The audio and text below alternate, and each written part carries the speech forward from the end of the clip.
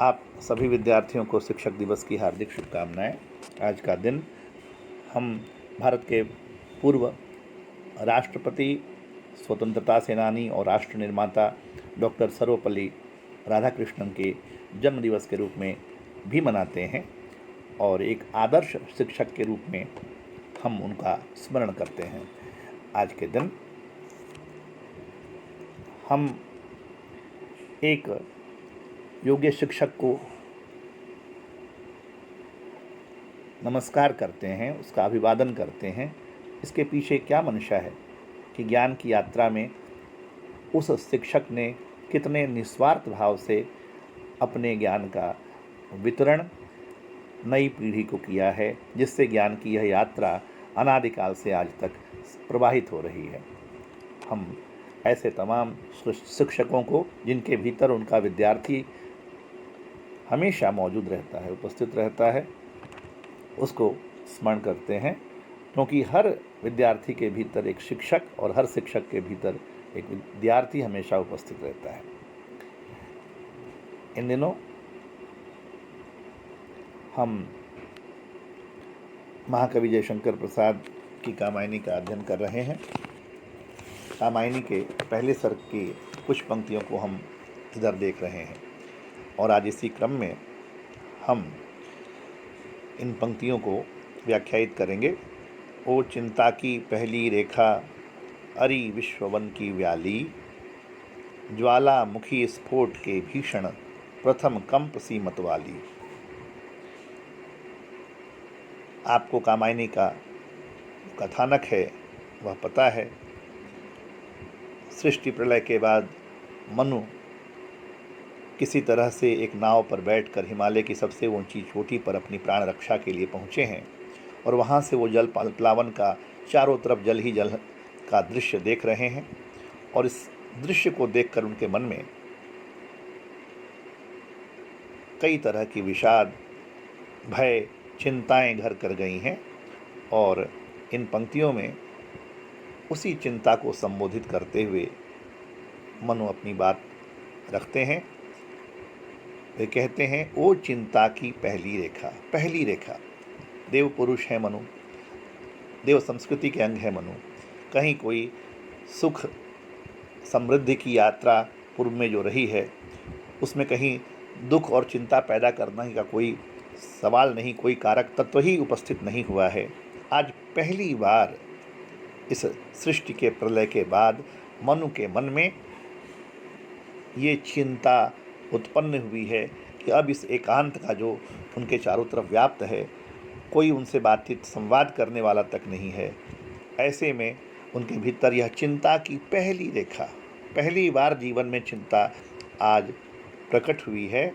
और चिंता को संबोधित करते हुए मनु कहते हैं, मनु ने उसे क्या कहा, ओ चिंता की पहली रेखा, अरि विश्ववन की व्याली।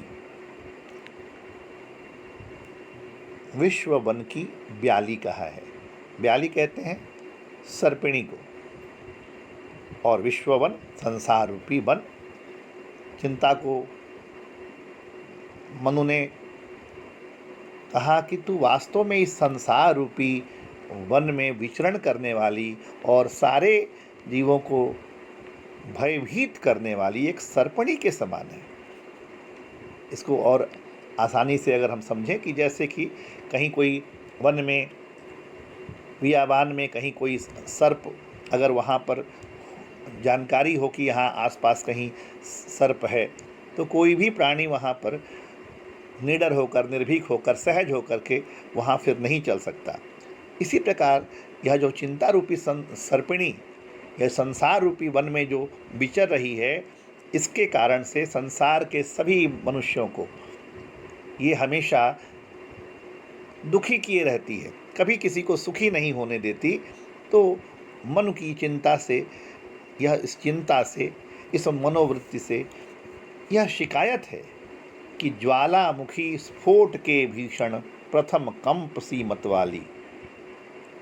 चिंता को मनु ने कहा कि ज्वालामुखी स्फोट के भीषण प्रथम को, जैसे कि कोई ज्वालामुखी फूटता है तो आप जानते हैं कि उसके फूटने के साथ ही उसके आसपास की धरती थर्रा उठती है, कांप उठती है, कंपायमान हो जाती है। ऐसे ही चिंता को मनु ने कहा कि तुम्हारी स्थिति, तुम्हारी अवस्था, तुम्हारी ताकत मामूली नहीं है। जैसे किसी ज्वालामुखी पर्वत पर विस्फोट से आसपास का समस्त इलाका, समस्त क्षेत्र, समस्त धरती कांपने लगती है, ऐसे ही चिंता किसी के मन में घर कर जाए, किसी के भीतर प्रविष्ट हो जाए, तो उसका पूरा व्यक्तित्व भी ही उससे परेशान हो उठता है, सिहर उठता है ना। लोगों का मन कांप उठता है अगर किसी तरह की चिंता किसी के मन में प्रवेश कर जाती है तो आप कुल मिलाकर देखें कि प्रसाद जी ने इन पंक्तियों में कि वो चिंता की पहली रेखा अरि विश्ववन की व्याली, ज्वालामुखी स्फोट के भीषण प्रथम कंप सीमत वाली, इसमें चिंता एक मनोविकार है। आपके मन में चिंता का प्रवेश होता है, कहीं उसका कोई खास ऐसे निश्चित अंग नहीं, लेकिन मन में चिंता आती है तो कितना सशक्त और कितना मनोवैज्ञानिक चित्रण यहाँ मनु महाराज ने किया है। और एक तरह से चिंता से उत्पन्न मनोविकार, कंपन, भय और जो सिहरन है, हलचल है, उसका बहुत अद्भुत चित्रण किया है। और इन पंक्तियों में ओ चिंता की पहली रेखा प्रथम कंप, ज्वालामुखी स्फोट के भीषण प्रथम कंप सीमत वाली। तो ये पहली रेखा, प्रथम कंप से कवि क्या कहना चाह रहा है कि मनु के जीवन में इससे पहले ऐसी गहरी चिंता कभी नहीं आई थी, कभी नहीं व्यापी थी। तो प्रथम कंप सी, ये उपमा अलंकार भी है यहाँ पर। ये बहुत महत्वपूर्ण पंक्तियाँ हैं। यह व्याख्या परीक्षा के दृष्टिकोण से बहुत महत्वपूर्ण है।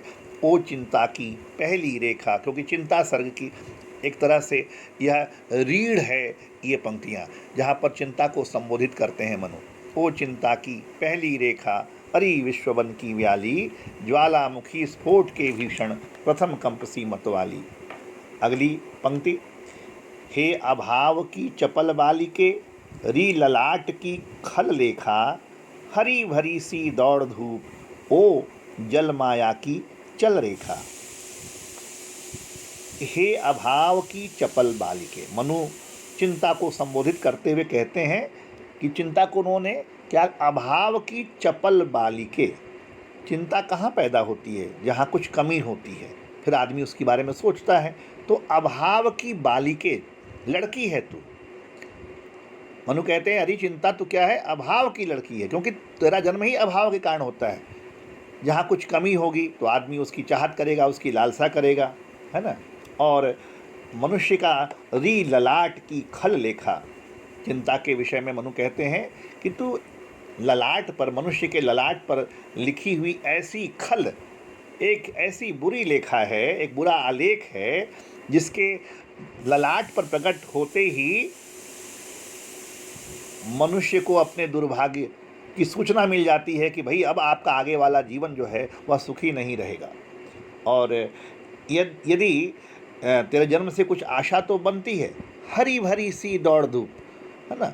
क्यों कि भाई अब चिंता है तो इसका निदान भी होगा, लेकिन तुरंत फिर चिंता आगे ऊपर बढ़ करके आती है और फिर उसको निराशा घेर लेती है। तो हरी भरी सी दौड़ धूप, ये हरी भरी जो शब्द है यह किसका प्रतीक है? यह एक आशा का प्रतीक है, उम्मीद का प्रतीक है कि चिंता है तो चिंता का निदान भी होगा, है ना। क्यों, कैसे होगा? जब हरी भरी है तो चिंता का निदान करने के लिए मनु ने शब्द दिया हरी भरी सी दौड़ धूप।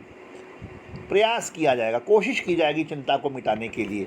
और जल माया की चल रेखा, और यह जल माया की चल रेखा का तात्पर्य क्या है कि चिंता कैसी है? जैसे आप मृग तृष्णा, जब आप गर्मियों में सड़क पर चलते हैं तो जैसे आपको सड़क के सामने, आँखों के सामने जल की लहरें दिखाई देती हैं, जिसको हम मृग मरीचिका कहते हैं, ऐसे ही छलने वाली यह चिंता है। जैसे रेगिस्तान में हम देखते हैं रेत की छाया को जल समझ करके कोई प्यासा हिरन भागते भागते जल समझ करके भागता है, अपना प्राण दे देता है। ऐसे ही आशा और निराशा के बीच में चिंता मनुष्य को परेशान किए रहती है, और संसार में वो इस चिंता को दूर करने के लिए लगातार प्रयास करता है, भटकता है। और दुखी होता रहता है। और यहाँ पर कवि ने हे अभाव की चपल बाली के चिंता को अभाव की लड़की कहा है। इसमें मानवीकरण, इसमें अलंकार है और चिंता नामक मनोविकार का अद्भुत चित्रण इन पंक्तियों में महाकवि प्रसाद जी ने किया है। धन्यवाद।